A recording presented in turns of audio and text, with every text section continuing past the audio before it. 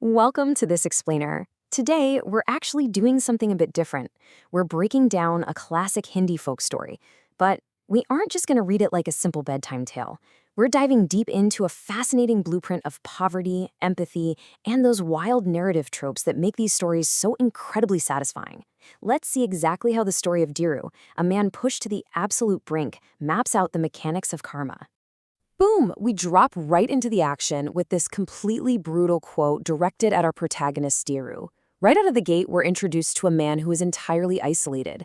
Society has actually branded him a jinx or a curse for one reason. He's an orphan with no family ties. I mean, really think about that for a second. His entire societal value is tied to his lack of a family network.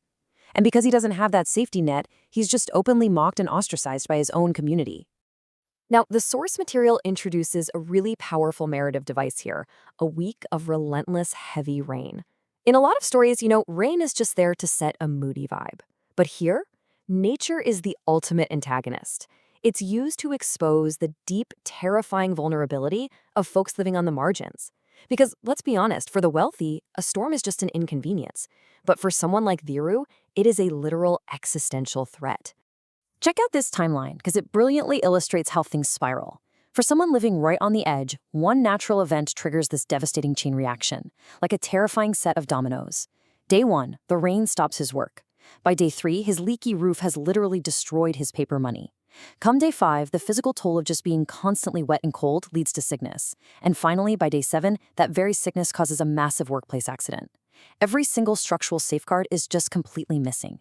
So Jiro hits an absolute breaking point. Out of pure, raw desperation, he's forced to push through this violent storm just to survive. He has to go seek labor from the local landlord, Tucker Durjan Pratap. Jiro knows he's sick, he knows it's incredibly dangerous, but the rotting food and damp walls, they leave him with absolutely zero choice. And when he finally drags himself to work, it's a completely toxic nightmare. He's forced to labor in a hazardous storm while facing constant verbal abuse from peers who are still calling him a jinx. There is literally zero margin for error here, and absolutely no safety net to fall back on. It just highlights this societal cruelty where marginalized individuals like Dhiru are squeezed from both ends, by the environment and by the very people they work alongside. Which brings us to the real crux of this whole thing, the ultimate test of character. Ask yourself, when you have absolutely nothing, when you are soaking wet, broke, and being bullied, how do you treat someone else who asks for help?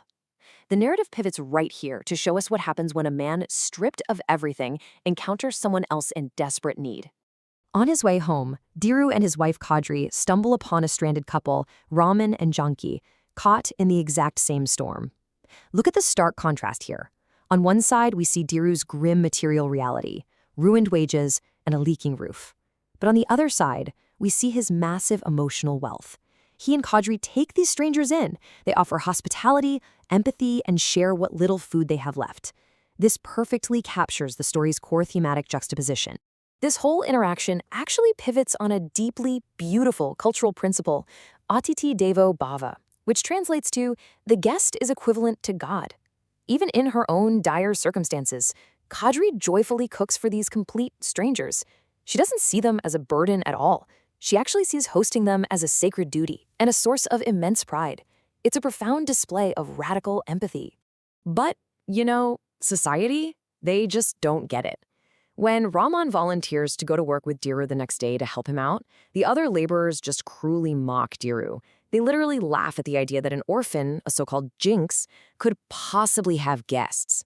To the villagers, human connection is a privilege strictly reserved for those with status.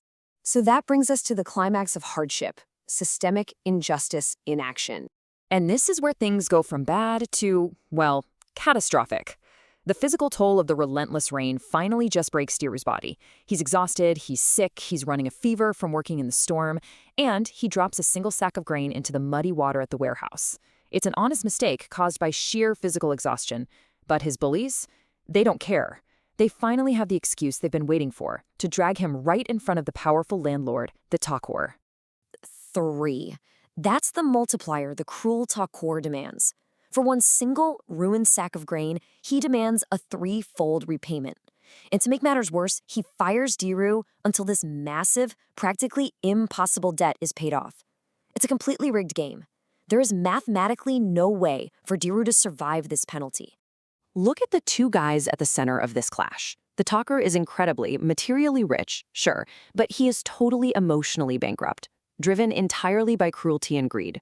And then there's Diru, the exact opposite. He is materially impoverished, but holds this immense emotional wealth and generosity. Diru goes home absolutely crushed, his spirit finally broken. But his wife Khatri sums up the structural inequality perfectly with this sharp observation. Large people have an equally large amount of greed. It's a brilliant critique of how the powerful exploit the powerless, deliberately keeping them down. At this stage in the story, Diru and Khatri are starving, drowning in debt, and completely hopeless. Moving into the trope to triumph, destiny, karma, and resolution. Okay, here is where the vibe entirely shifts from gritty realism into a super satisfying classic karmic fable using the secret benefactor trope. First, Janki overhears Diru and Khatri crying about their impossible debt. Next, Raman and Janki step out and reveal a massive secret. They aren't helpless travelers at all. Raman is actually a wealthy city merchant, and just like that, they produce enough cash to completely erase the unjust debt, acting as the direct agents of Diru's good karma. Now, you're probably wondering, why the charade? Why hide the wealth in the first place? Well, Raman explains it beautifully. He says, "We are rich in money, but poor in relationships." They hid their status because they were terrified their wealth would push genuine people away. To them, the authentic connection they found with Diru and Khatri was worth far, far more than any amount of gold. Talk about the ultimate mic drop, right? Empowered by his new allies, Diru marches right back to the Takwar, throws the money directly at him, and just walks away. He never returns to that toxic warehouse again. Even better, Raman recognizes Diru's incredibly loyal character and offers him a highly lucrative business partnership. Diru has finally broken completely free from the systemic abuse of the village.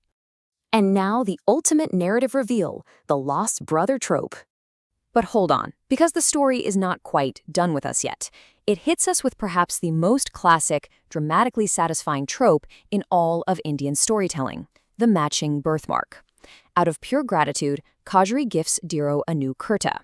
As he changes, Raman spots a distinct birthmark on Diru's neck that is identical to his own. The grand realization?